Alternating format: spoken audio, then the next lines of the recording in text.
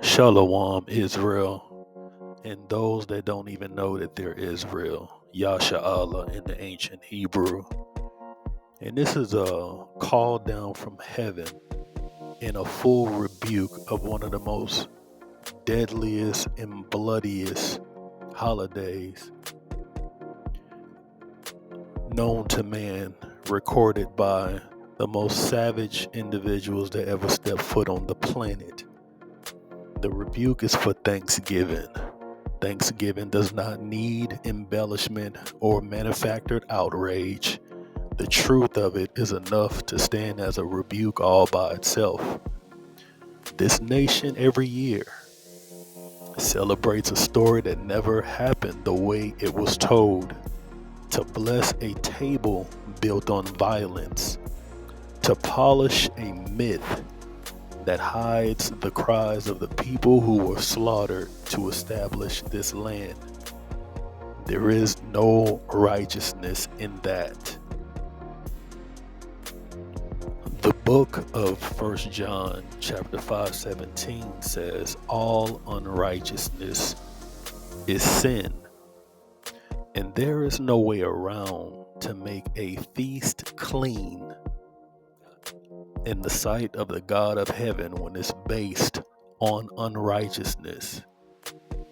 When the Israelites are commanded to give thanks, it's never through man-made days or national myths. It's always through the feast of the Most High, his Sabbaths, and the moments he himself marks as deliverance. Thanksgiving, in contrast, is the exact kind of custom that the Torah warns us not to learn. The exact type of customs that the book of Jeremiah warns us not to partake in. It is a heathen tradition wrapped in sentiment, using stories of peace to cover histories of bloodshed. Jeremiah said it plain, learn not the way of the heathen. Every year our people sit down at the table as if the Most High is pleased with this, as if he doesn't have a controversy with the nations, written in the same book of Jeremiah. And with the same breath, they will claim that they are Christians, claim that they follow after the ways of the Son of the Most High. This country remembers the slaughter of native tribes with a smile. It blesses God for the success of a conquest with gratitude. But heaven has its own record of what happened on this land. Early colonists proclaimed days of Thanksgiving after massacres. Governors celebrated victories that came through the extermination of entire communities. And this day, and until this day, the nation of America refuses to repent for the way that it was built. The book of Habakkuk says, woe to him that buildeth the town with blood. That woe does not disappear because a turkey is now on the table with cranberry sauce. Thanksgiving teaches people to thank God for a nation he never established and a heritage he never blessed. It asks Israelites to forget who they are, where they come from, and what standard they are commanded to uphold.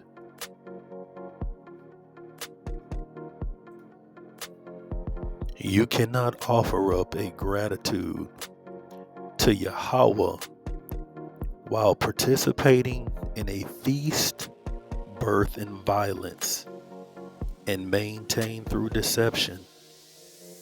The Israelites cannot drink the cup of the Most High and the cup of Satan.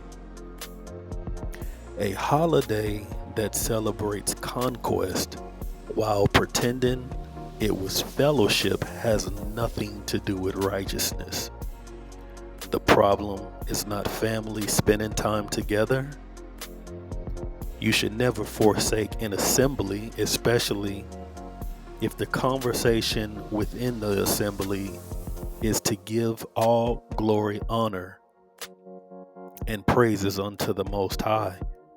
But the problem is deeper than the assembly. It's the lie that's rooted in the feast itself. The deception becomes a tradition.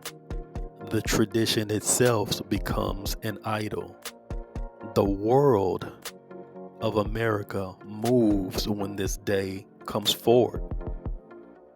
Even the captives of this nation treat this holiday as if it's something that the Most High is pleased with. This nation teaches its children to love a story that never happened and to ignore a judgment that most certainly will. You cannot bless wickedness by calling it gratitude. You cannot make genocide acceptable by adding a prayer before the meal. The Most High does not bless a nation's self-congratulation when that nation has never confessed its crimes. As Israelites, we must separate from these things. Whether you subscribe as to being an Israelite or not, whether you forsake the historical connections or not, whether you see yourselves as a blank American or not, you still need to separate. Not because we hate our families, but because we fear Yahweh. We are not called to participate in the celebrations of a nation that has built its prosperity on stolen land, stolen lives, and stolen identity. We are called to remember his works, not America's myths. The feast of Yahweh are the only true days of thanksgiving because they honor the one who delivers, not the systems that oppress, while we strive daily to find better ways to fit in it.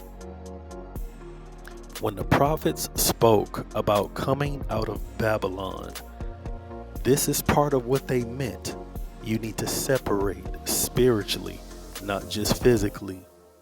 Do not sit at the table of those who celebrate their victories over the oppressed.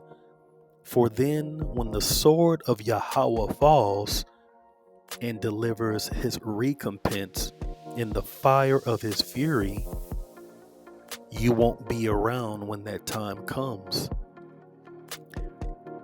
Thanksgiving is not a harmless gathering, not when its entire origin is soaked in suffering. Heaven has already judged it for what it is, and the only question now is whether you will continue to sit at the table of a nation under judgment or rise and return to the ways of the Most High and to do the things that are pleasing unto Him. And most importantly, stop looking around, waiting for somebody else to make a move before you make a move. And with that, Shalom.